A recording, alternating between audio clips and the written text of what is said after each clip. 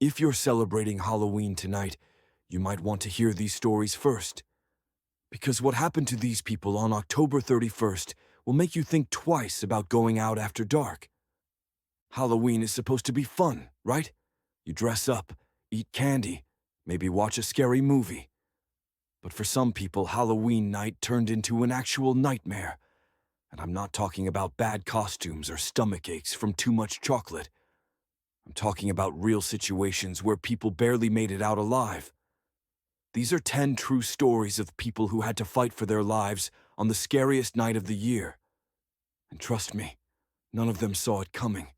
The thing about Halloween is that everyone's guard is down. You expect fake blood, plastic knives, people screaming for fun, so when something actually goes wrong, your brain doesn't register it right away. You think it's part of the show. That delay, those few seconds where you're trying to figure out if something is real or fake, that's when things get dangerous. And that's exactly what happened in these stories. Story 1. Let's start with Sarah from Boston, 2019. She was at a massive Halloween party in an old warehouse. The place was packed, maybe 300 people, all in costume. Around midnight, someone knocked over a candle near some decorations. Within seconds, the fake spider webs caught fire. But here's the problem. Half the people thought it was part of the show. They were literally taking photos of the flames while the fire spread across the ceiling. Sarah noticed something was wrong when she felt actual heat on her face. Not the warm glow of candles, but the kind of heat that makes your skin tight. She looked up and saw the ceiling starting to collapse in the corner of the room. She grabbed her friend and started pushing through the crowd toward the exit. But everyone was moving in different directions. Some people were still dancing. Others were frozen, trying to figure out what was happening. The smoke got thick fast. Sarah couldn't see more than a few feet in front of her. She got separated from her friend. Her eyes were burning. She couldn't breathe properly. She dropped to her knees because she remembered from school that smoke rises, so the air is clearer near the ground. She started crawling toward where she thought the exit was. Her hands were touching sticky beer on the floor, broken glass, someone's shoe. She had no idea if she was going the right way. Then she felt a hand grab her arm. It was a firefighter. They had broken through a side door. He pulled her out into the alley behind the warehouse. She collapsed on the ground, coughing so hard she thought her lungs would come out. Her friend made it out through the front entrance. The warehouse was completely destroyed. 17 people had to go to the hospital. Sarah still has nightmares about the smoke.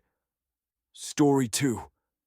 Number 2 is Marcus from Detroit, 2015. He was driving home from a Halloween party around 2 in the morning. He was completely sober, just tired. He was driving down a main road when another car ran a red light and hit him from the side. His car spun out and flipped over twice before landing upside down in a ditch. Marcus woke up hanging from his seatbelt.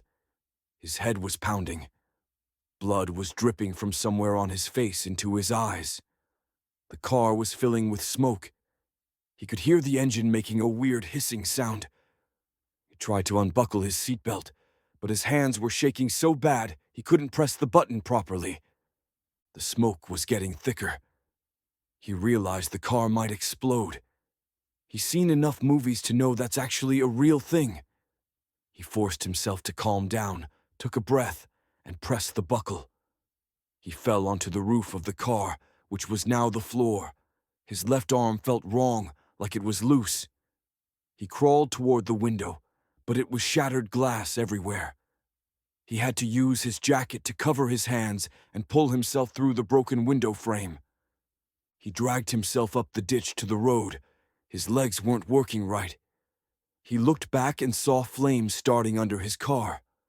A truck driver had stopped and was running toward him. The guy grabbed Marcus under his arms and pulled him further from the car. About 30 seconds later, the car exploded. Not like in the movies with a huge fireball, but enough that pieces of metal were flying everywhere. One piece landed right where Marcus had been lying. The truck driver probably saved his life twice that night. Story 3. Story number 3 happened to a whole group of teenagers in Oregon, 2017. 6 kids decided to go explore an abandoned hospital on Halloween night because of course they did. Everyone knows that's a bad idea, but people do it anyway. They brought flashlights and their phones. The place had been closed for 20 years. Windows were broken, walls had graffiti, the whole horror movie set up. They were walking through the 3rd floor when the floor gave out under 2 of them, just completely collapsed. Both kids fell through to the 2nd floor. One girl, Emma, broke her leg. The bone was sticking out. Her friend Jake had a concussion and couldn't really think straight. The other 4 were on the 3rd floor, and the hole was too big to jump across. Their phones barely had signal in the building. Emma was going into shock. She was getting cold and confused. Jake was trying to stay awake, but he kept closing his eyes. The other 4 tried to find stairs that weren't blocked to get down to the 2nd floor, but the building was like a maze. Half the hallways were blocked with debris. They were all freaking out, yelling at each other, some of them crying. One kid, Tyler, finally got through to emergency services, but they couldn't explain where in the building they were. The hospital was huge. It took the fire department 40 minutes to find them. By the time they got Emma out, she had lost a lot of blood. She spent 3 weeks in the hospital and had to get multiple surgeries on her leg. She still walks with a limp. Jake had a severe concussion that caused problems for months. None of them ever went urban exploring again. Story 4. Number 4 is about a woman named Jennifer in New Orleans, 2018. She was walking home alone from the French Quarter after celebrating Halloween. It was about 3 in the morning. The streets were mostly empty by then. She was on her phone, not really paying attention, when she realized someone was following her. She looked back and saw a guy in a mask about 20 feet behind her. But it was Halloween, so she thought maybe he was just walking the same direction. She turned a corner. He turned the same corner. She crossed the street. He crossed too. Her heart started racing. She walked faster. He walked faster. She was still about 6 blocks from her apartment. She thought about running, but she was wearing heels, and he would definitely catch her. She couldn't call anyone because her phone was almost dead. She saw a convenience store with lights on and basically ran inside. The guy in the mask stood outside the store, just watching her through the window. The cashier noticed and asked if she was okay. She explained what was happening. The cashier, this older man named David, told her to stay inside and he called the police. The guy outside started trying the door. It was locked. He was pulling on it hard. David told Jennifer to go in the back room. She could hear the guy pounding on the door and the windows. It sounded like he was using something metal. The glass was cracking. David had a baseball bat from under the counter and was standing by the door. Jennifer was in the back room, hiding behind boxes, holding a broken bottle she found, shaking so hard her teeth were chattering. Police showed up in about 5 minutes, but it felt like an hour. The guy ran when he saw the cop car. They never caught him. Jennifer moved back home with her parents in another state 2 weeks later. She couldn't handle being in that city anymore. Story 5. Story 5 is wild. A guy named Chris in Seattle, 2016, was at a Halloween corn maze with his girlfriend. It was one of those extreme haunted corn mazes where actors chase you with fake chainsaws. They were about halfway through when Chris realized he actually lost his girlfriend. The maze was huge and loud, with screaming and music and chainsaws. He was calling her name but couldn't hear anything. He backtracked to try to find her. He turned a corner and ran straight into someone with a chainsaw. But this person wasn't an actor. It was another guest who had brought a real chainsaw to the maze as part of his costume. The chainsaw was actually on. The guy swung it around as a joke, and the blade caught Chris's arm, cut him deep, right across his forearm. Blood was everywhere. Chris fell backward into the corn. The problem was that everyone thought his screaming was part of the show. He was yelling for help, and people were laughing. He was holding his arm trying to stop the bleeding, but blood was pouring between his fingers. He was leaving a trail of blood through the maze. He was getting dizzy. His vision was getting dark around the edges. Finally, an actual actor noticed that the blood looked too real. They stopped the maze, turned on all the lights, called an ambulance. Chris had to get 60 stitches. He almost lost function in his hand because the cut was so deep it damaged tendons. The guy with the real chainsaw got arrested. Apparently, he thought it would be funny to bring a real one and just forgot to turn it off. Chris sued the maze and the guy. He won, but his arm never worked the same. Story 6. Number 6 happened to 3 college students in Montana, 2014. They decided to go camping in the woods on Halloween for some reason. They set up their tent about 2 miles from the trailhead. They made a fire, cooked food, told scary stories, the whole camping thing. Around midnight, they heard something big moving in the woods around their campsite. They assumed it was a deer or something. But then they heard breathing, heavy breathing, close to the tent. One of them, Mike, unzipped the tent to look outside. There was a black bear about 10 feet from their tent, going through their food bag. Mike zipped the tent back up real quick. They all went silent. They knew you're supposed to make noise to scare bears away, but they were too scared to do anything. The bear started coming toward the tent. They could see its shadow through the fabric. It was sniffing around the edges. Then it started pawing at the tent. One claw went through the fabric right next to someone's head. They were all pressed against the back of the tent. One girl was crying, but trying to be quiet. The bear kept pawing, making bigger holes. It stuck its nose through one of the holes, sniffing. Mike grabbed their bear spray.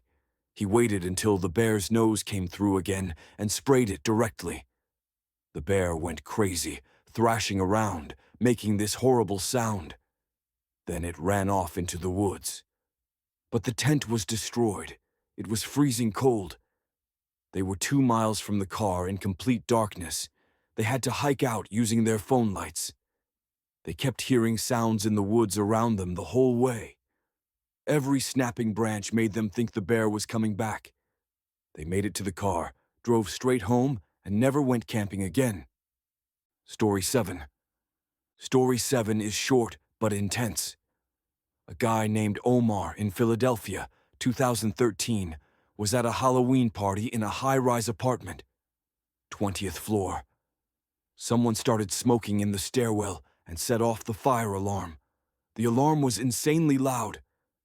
Everyone was told to evacuate using the stairs because you don't use elevators during a fire alarm. 200 people trying to get down 20 flights of stairs in the dark because the emergency lights weren't working properly. People were pushing, shoving, panicking. Omar got knocked down around the 15th floor. People were stepping on him. He curled up trying to protect his head. Someone stepped on his hand and he felt bones crack. He couldn't get up because people kept pushing past him. A woman finally helped pull him to the side against the wall.